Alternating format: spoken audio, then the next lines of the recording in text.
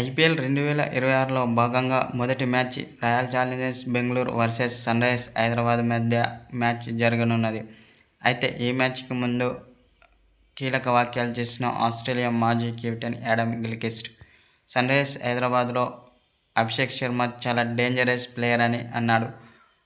అతన్ని ఆపడం చాలా కష్టమని చెప్పుకొచ్చాడు. ఎందుకంటే అతడు కనుక క్రీజులో ఉంటే మాత్రం సిక్సర్ల వర్షం కురిపిస్తాడని యాడమ్ గిల్క్రిస్ట్ ఓ సోషల్ మీడియా ద్వారా తెలిపాడు.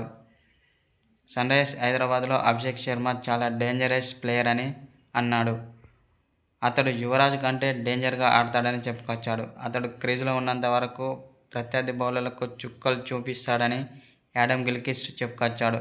కాబట్టి రేపు జరగబోయే మ్యాచ్లో అతనితో చాలా జాగ్రత్తగా ఉండాలని రాయల్ ఛాలెంజర్స్ బెంగళూరు ఆటగాళ్లకు కీలక సూచన ఇచ్చాడు యాడమ్ గిల్క్రిస్ట్. అనంతరం అతని యొక్క బ్యాటింగ్పై ప్రశంసల వర్షం కురిపించాడు యాడమ్ గిల్క్రిస్ట్.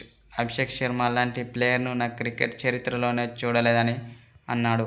అలాంటి ప్లేయర్ టీమిండియాకు దొరకడం చాలా అదృష్టమని చెప్పుకొచ్చాడు.